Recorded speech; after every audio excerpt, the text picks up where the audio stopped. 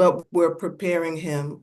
Things like he doesn't have a car, he doesn't know how to drive. So my Mhm. husband is teaching him how to drive. Things like with his grooming, I'm like, you can't do that if you're going to be living with other people that are not your immediate family. They're not going to deal with that. So we're just preparing him Mhm. with things that he needs to do so that he can live independently.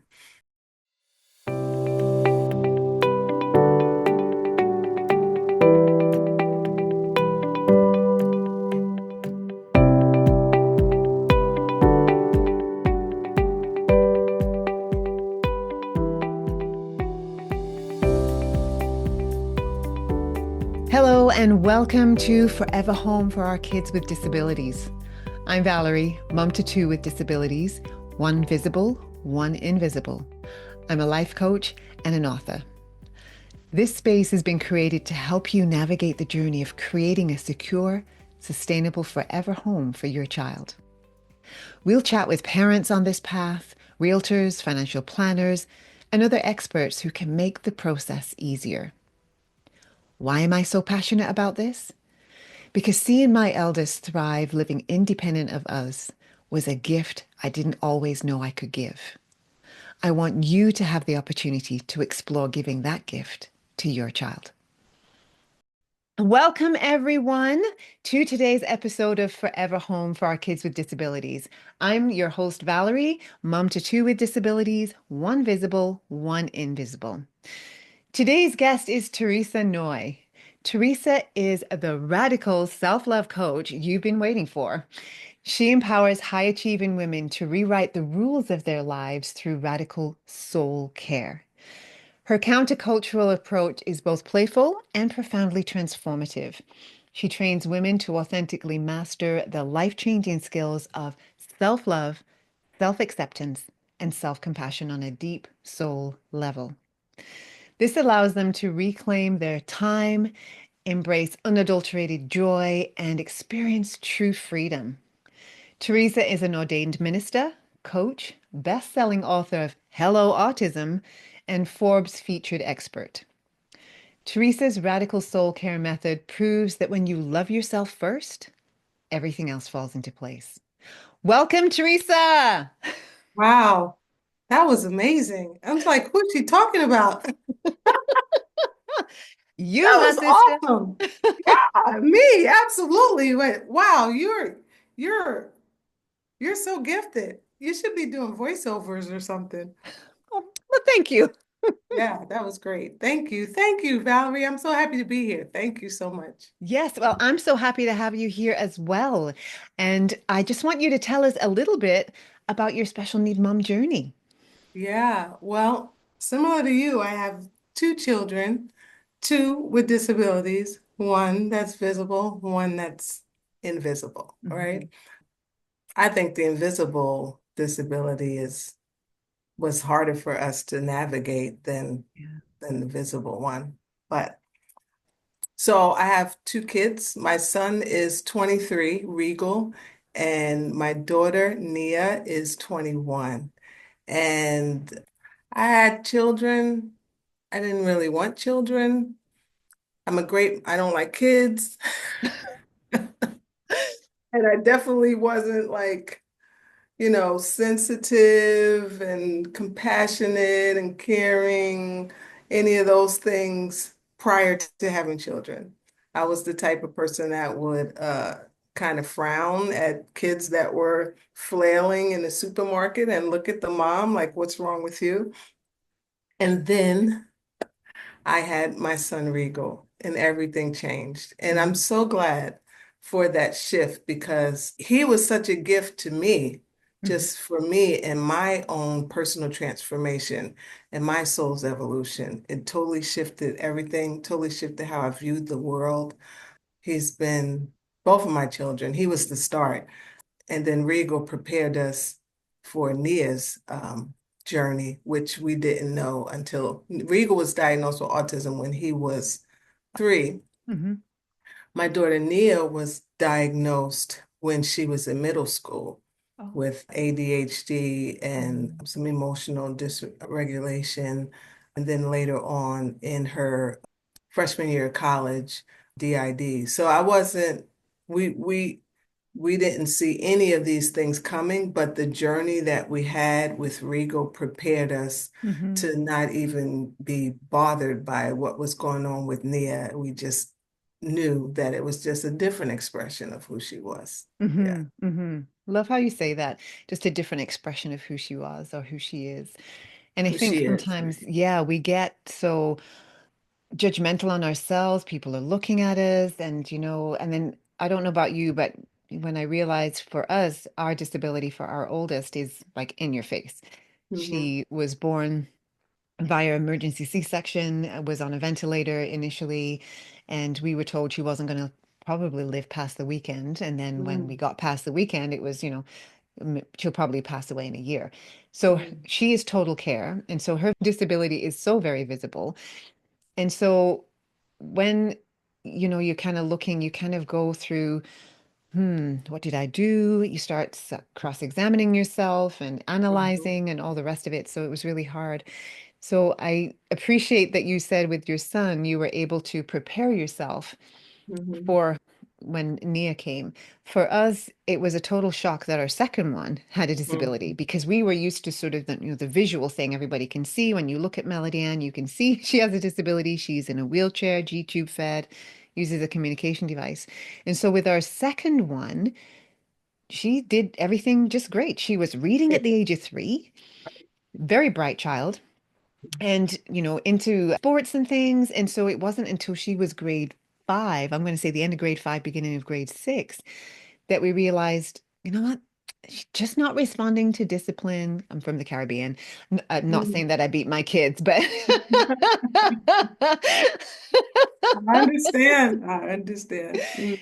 so she wasn't sort of following along with what we were anticipating, right? Because with Melody Ann, it was a different way of parenting because she doesn't respond the same way. And so with this child, it's like, what's going on? And so I knew there was something and messy. Oh my goodness. Everything was a mess. Her Mhm. space was a mess. Eating at the table was a mess. Mhm. And at school, she was being told that, her writing was messy, her desk was messy. Turns out she has ADHD. Yeah. Mhm. So that was kind of diagnosed then. So we're just thinking, okay, almost 3 years ago now, we got hit with the, do you think she might be on the spectrum? Mhm. Okay. No, we didn't realize that. But when we look back Mhm. at her early childhood, it's like, Right. oh, right. Mhm. But for us, our situation was we kind of missed it because we were Mhm. focused on the older one. Right. Yeah. Yeah. 100%. I was gonna say I did, feel like that a little bit with my daughter. Like we were so focused on Regal. How could I not have seen these things, But at the end of the day, I'm like, we did the best we could, and now we're seeing it. So Yeah. let's go. Let's deal Yeah. with it. Yeah. Yeah. And I love Mhm. I love that you're able to say that, we did the best that we could. And that's one of the things that I've had to teach myself to Mm. take on board is that I did Mhm. the best that I could with the knowledge that I had and the resources Right. that I had. Right. Yeah. 100%.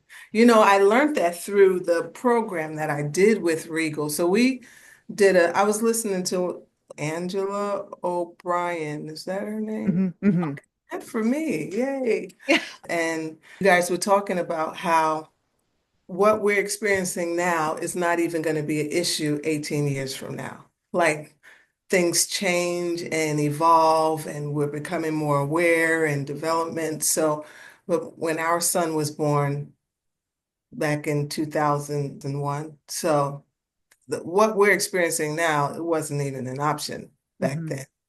And we were on the internet, combing the internet like hours and hours at night and just trying to figure out how we're going to navigate this. Hmm. And we landed on a home program. Oh.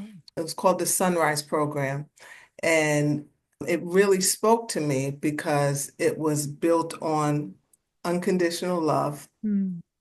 and self-acceptance, radical self-acceptance. And that really resonated with me. And it was a playful, loving approach with your child. The parents, they train the parents, and the parents run the program. and you build a whole community around you in order to support you and your child. So we did a very non-traditional model, but one of the tenets of the program was everybody's doing the best that they can Mm-hmm. in order to eliminate the judgments that we carry. Judgments, we're always judging. Either we're judging ourselves, either we're judging other people, or we're judging our circumstances. Mm-hmm. And the one of the mantras was everyone's doing the best that they can. Yeah. And so from that, I was really able to release the judgments that I had on myself about, how I was navigating the journey because it's really messy in your head. You think you're going to do it a certain way, but in real time, it doesn't go that way. Right. But we're all doing the best that we can. And then releasing Regal, knowing that he's doing the best that he can, Mm. right? So releasing him from progressing at a certain rate or comparing him to other children or comparing my life to other moms. Everybody's doing the best that they can. Yeah. That was so healing for me. Mm-hmm. Love that. So, audience, I hope you're grasping that and you're feeling that. And I just want to echo, you are doing the best that you can. So, Teresa, tell me about the concept of loving and forgiving yourself on this parenting journey. Yeah, yeah, yeah. We'll never get it right, Valerie. You're right. We will never get it right. So you said it best. You said doing the best you can with what you knew at that time. And I think that's something that we have to constantly remind ourselves that we're doing the best that we can with what we know. And you don't know what you don't know. Mhm. So why are you judging yourself for what you didn't know, Yeah. right? I believe that all of life is a divine invitation for our soul's expansion. Hmm. Our children are invitations for us to understand ourselves, to understand each other, to connect more deeply with your source, your creator, God, whatever you call it, your higher power. Hmm. All of those are invitations. But at the end of the day, it comes back to how are you evolving as a human being? So when you are engaging with your children and you're punishing yourself for things that you had no control over, for ways that you responded when you felt like you could have did better. There's so many situations, just a host of things that we constantly pile on ourselves. But the reality is they're all invitations for our growth. Mm. And if you can embrace and surrender to that and see the opportunity, the invitation for you to grow, for you to connect more deeply with your child, to connect more deeply with your community, you can let that go and forgive yourself Hmm. and move on. Basically, move on and be in this moment now with Yeah. whatever it is that you're experiencing. Hmm. Beautiful. I love that. Just recognizing that we are ever evolving. I'm a different person from when my child was born to where I am right now. Right. And, as you say, and we can only operate with the knowledge that we have. And like you said, we don't know what we don't know. Hmm. And you can spend hours combing the internet, but it doesn't mean to say that you're taking it in and even able to apply some of the stuff that you're learning, right? Hmm. So I think just giving yourself that grace to stop for a minute. I'm just thinking my children are older now. They're 23, almost 23 and almost 20. And so, there's some level of independence for both of them. Hmm. But just that being able to step back and just let them be Yeah. without me trying to sort of control everything and be, on top of everything and making sure that this is happening and that's happening and just take my head out of the trenches long enough to actually let Hmm. it be about me for a minute. Yeah. I Mhm. struggled with that when they were younger.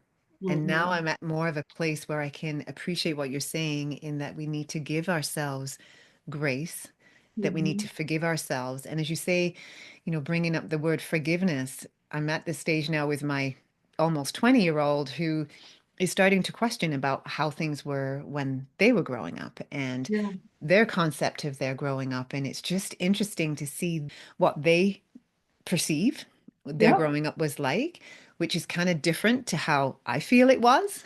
Yep. And so that need to sort of step back and think, okay, I just did the best that I could, but I'm just feeling like I feel like I need to be apologizing all the time for what I feel like I didn't do right, according to my child. And I Right. don't blame them because they are seeing the world differently. They're at a different place. Mm-hmm. And I am now at a different place than I was. So now I can see, yeah, totally missed that you had autism. Mm-hmm. Sorry. Yeah. Sorry, I didn't know. Yeah. It's an opportunity for both of us, right? For the parent and for the child, because I'm in that place too, because my children are in their 20s as well. So, particularly with my daughter, similar to you, and she's like, no, that's not how it went down. This is what I experienced. Mhm. And so, me taking that posture of humility, Yeah. even though I know what I thought the experience was and what I was doing, I still have to honor her Yeah. experience, right? And so I don't even try to justify it. I'm like, you're right. I'm sorry. Mhm. I did the best that I could. Yeah. And thank you for telling me that, Yes. Yes. And I right? love that our children are at a place where they can come to us and talk to us about it, right? Right. Which to me, I'm just going to pat myself on the back. I'm going to give you a pat on the back too. We've done Yep. something right if our children are actually able, feel comfortable enough to bring it up with. Right. 100%. That's actually what I focus on. Like, okay, but we're having these conversations. And it's not, combative. Hmm. We're just having a conversation in love, and she's sharing her experience, and I'm able to listen. That means we laid a great foundation, right? Hmm. So we're Yeah. winning. We're still winning. Yes. And as long as they're talking to us, we are winning. Yes. Yes. Yes, absolutely. 100%.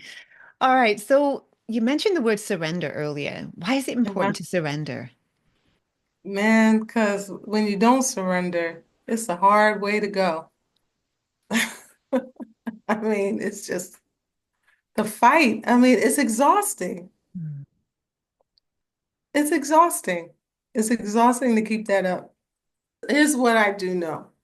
Either we're living from a place of fear or we're living from a place of love. I always say there are only two things, and I got this from Elizabeth Kubler-Ross, and she says, either there's only two emotions, there's fear and there's love, and everything else, I'm paraphrasing, everything else is cousins. It just falls underneath one of those two buckets, Mhm. right? And so in the earlier days of my journey with Regal, I just kept trying to force things and trying to make it happen. And no, it has to go this way, it has to go that way. And I'm trying to control all of these pieces Mhm. to this ever evolving puzzle because I was afraid, Yeah. because I was afraid. And that's important to just own, I'm afraid. Yeah. I'm afraid of what is going to happen to my child. I'm afraid of how people will perceive him. I'm afraid of the quality of life he's going to have. I'm afraid that I'm going to mess things up and he'll be messed up even more. I'm scared here. Yeah. So when you can surrender, first of all, to the feeling, to the emotion of being afraid and name that and own it and allow yourself to experience that, that's powerful. Yeah. Right? To own that, acknowledge that. And then when you can surrender, when you can move from a place of knowing that goodness follows you, Yeah. and you've heard the saying, the universe has your back. Like, really, even as messy as it looks and as incompetent as you feel, Yeah. goodness really does follow you. And your child has a purpose.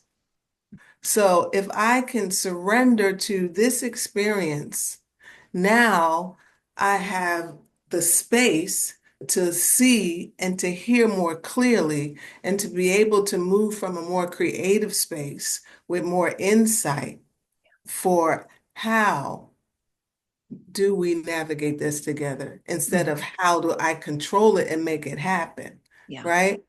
That's the most beautiful place to be, right? And you receive more guidance when you're moving in that way. And that comes from the power of surrender. Yeah. Yeah.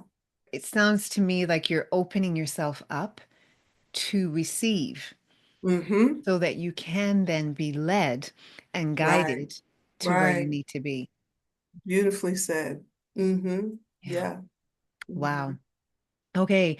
So earlier you mentioned about unconditional love, and I'm just going to say, and this radical self-acceptance, the unconditional love, I didn't understand that growing up. My parents Mm-hmm. loved me, they cared for me, they did what they needed to do. But it wasn't until I got married that I actually Mm-hmm. understood what unconditional love was. And by this time, I was a Christian as well.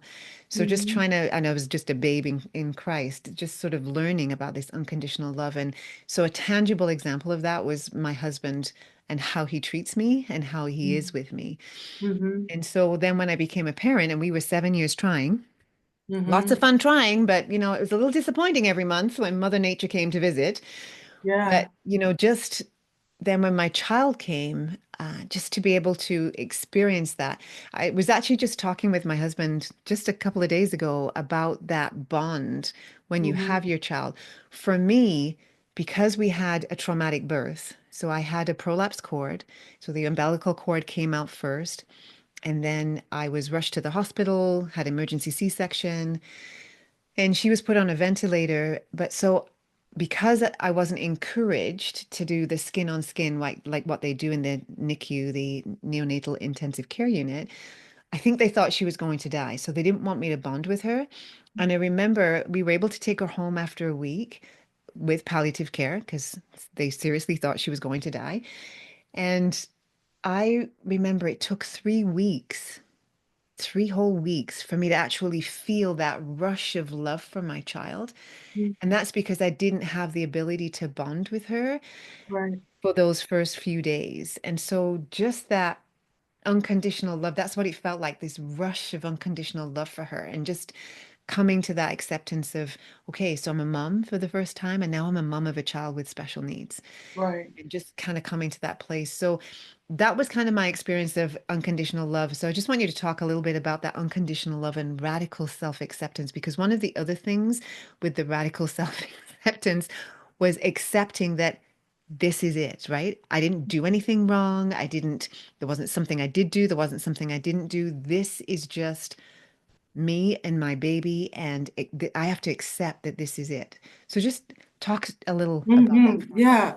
Let me first of all just say that when we're having these conversations, I want to emphasize that it's in retrospect. Mm, It's not in real time, yeah.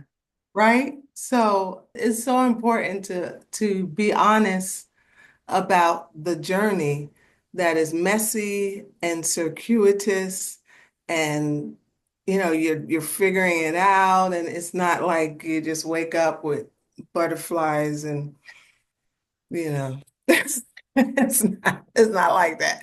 I'm having all these wonderful insights. I'm 57, so I mean, okay, but in the process, it takes work.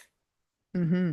It takes work. So I really wanted to say that. That just came to me. But there are very few people who experience unconditional love because of what I was saying earlier about the judgments. Like Hmm. we live with a judge, and babies are born without any filters and are just ready just to give Mm. unconditional love. And then we get our hands on them. Sorry, babies. And we bring all of our judgments, all of our life experience, our fears, um, our concerns, our worries, and we hurl those on our children.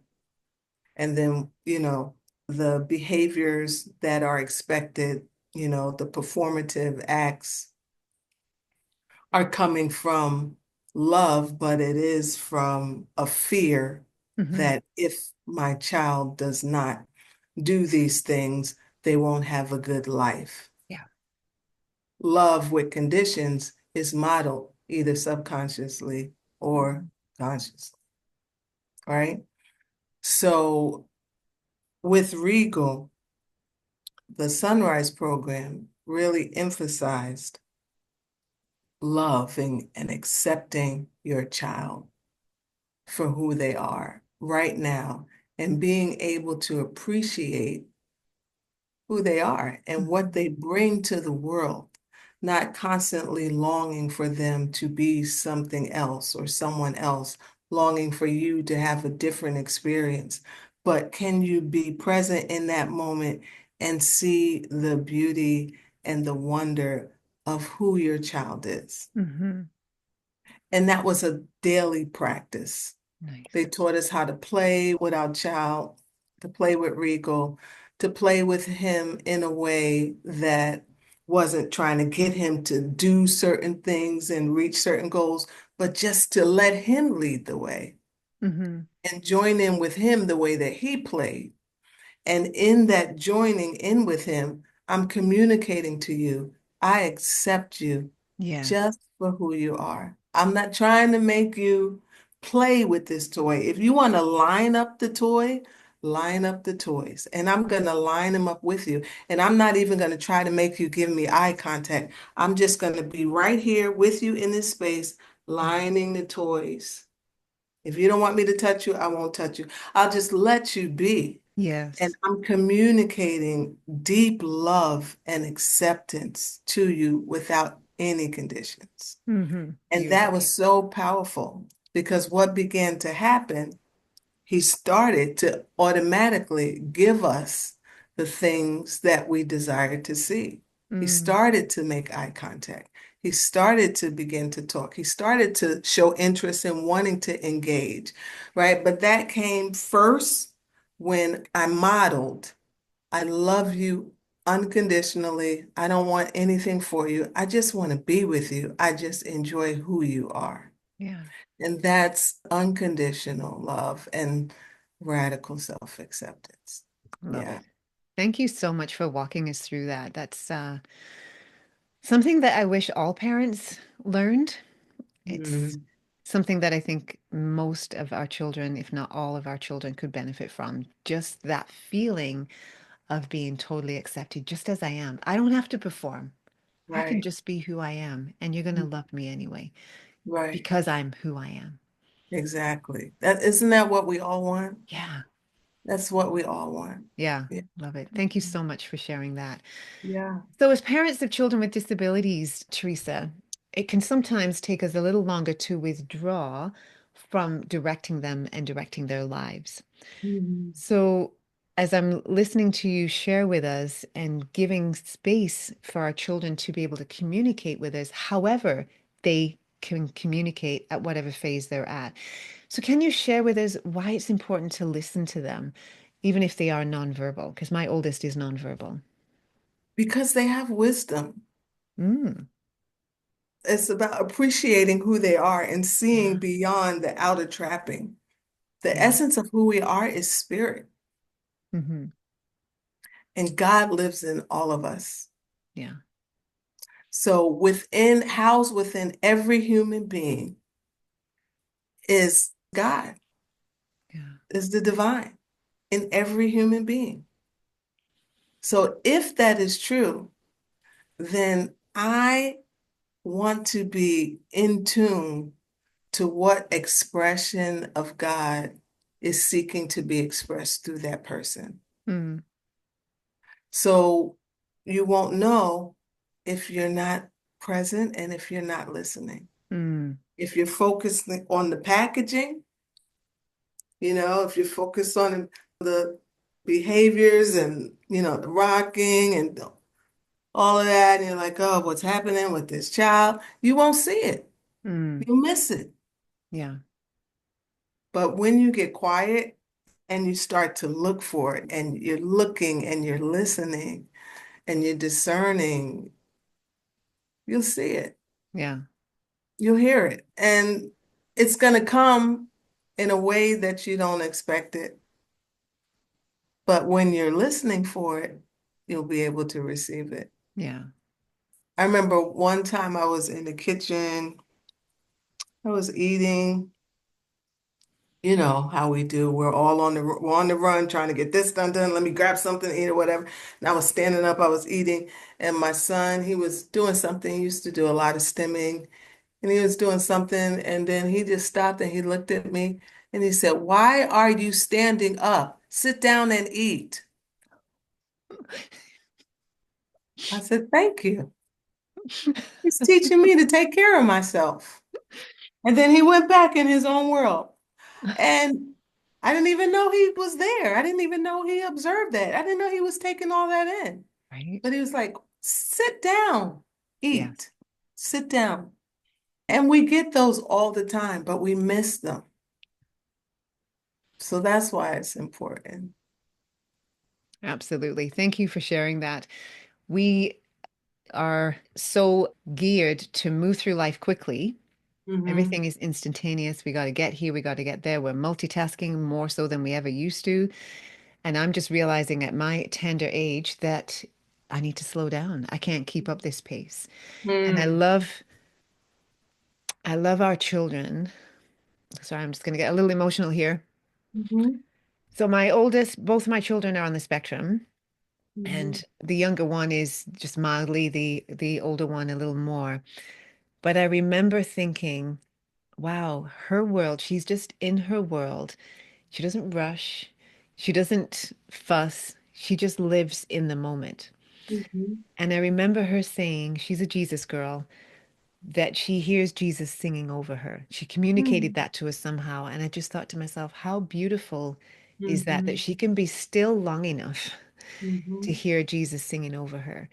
And so, Hmm. as you're right, our children are teaching us all the time. All the time. Yeah, Oh gosh. I remember one time my son, just to listen to him worship with so much passion and inhibitions, it's just the most beautiful thing in the world. yeah. It's the most beautiful thing in the world. I feel with our children that have special needs, have disabilities, they have that connection because they're Hmm. not so cluttered up in their minds like we are. Their Right. minds are so much more open that I truly believe that she has a direct connection that the Lord can just download into her, and she Hmm. just can be in his presence and just enjoy being in his presence. Amen. Yeah. So, you were saying that you love how your daughter can just be still. One of the experiences that we had with the program was in the joining piece. It really helped you to enter into their world. Mm, So when you're taught how to play with them, but to, join doing whatever it is that they're doing without any expectation, just joining.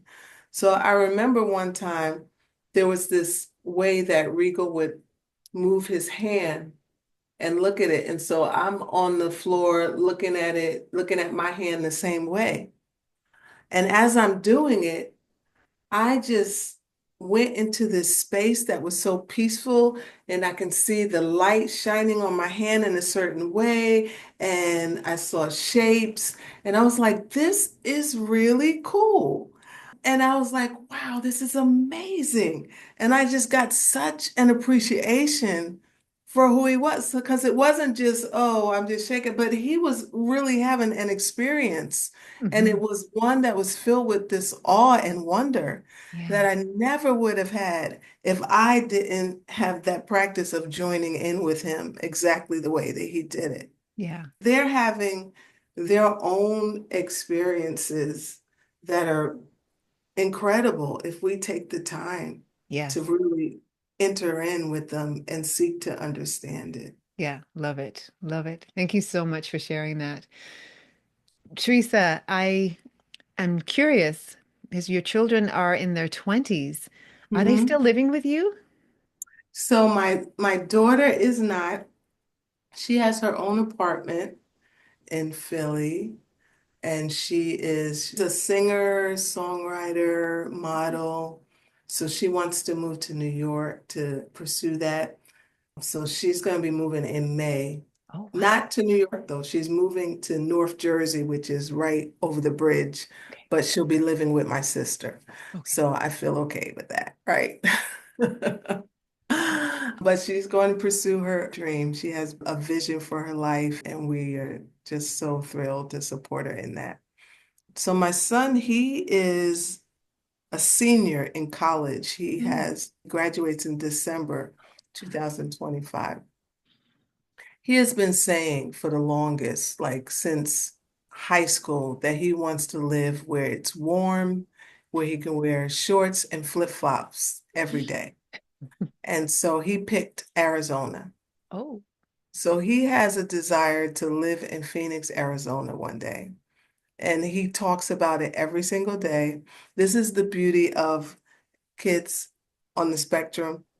They repeat themselves over, Regal, he will repeat himself over and over again. And early on, when I realized that, I said, let me leverage this. And I taught him affirmations hmm. and I taught him about visualization. So if you're gonna be monomaniacal about something, let's put it in a way where Yeah. you can leverage it in order to create the desire that's in your heart. Yeah. So every day he talks about moving to Phoenix, Arizona. In the mornings, he writes it out. He has his affirmation. He visualizes and he embraces feeling being in a hot place where he can wear shorts and flip-flops every day. And so I knew I had a cousin, but sometimes it just clicks. Yeah. And I was like, cousin Mark lives in Phoenix. And so I talked to Mark, and he was like, I'd love to be there and support Regal and host him if he really wants to move here. He said, let's have him come visit. And so they've been talking, and he's going to visit him in October. Oh, wow. And he really wants to be in Phoenix, Arizona. So I believe he will land there at some point in his life. So I'm looking forward to him having that experience, and I'm looking forward to having my home all to myself. I hear you on that one, sister. I hear you on that one. So let me just dig a little deeper with the Regal moving to Arizona. So logistically, what's that going to look like? Yeah, I don't know. Okay.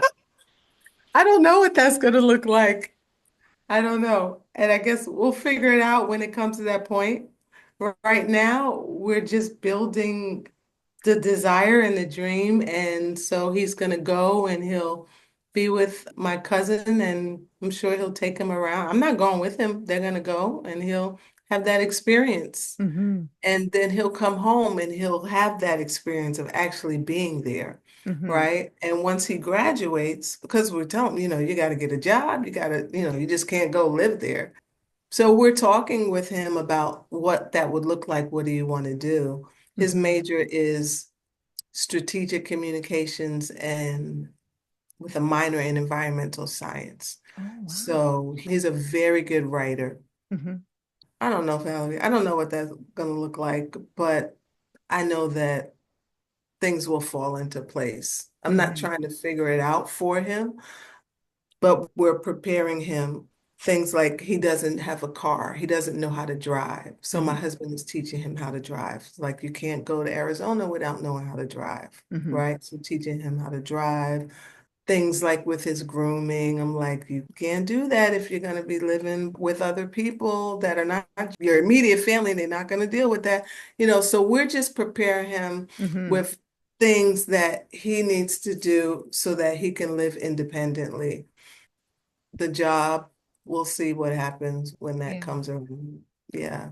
But he has a part-time job. So even with that, I'm like, you have to save your money, if you want to be on your own. So helping him even learn how to manage his money and look at his account, things like that. Like, how much do you have in account? I don't know. Well, you need to know. How Hmm. often do you look at your account? Da, da, da. So we're doing those types of things. Might I Hmm. suggest that you're doing a lot? I don't know. I don't know. You're doing a lot.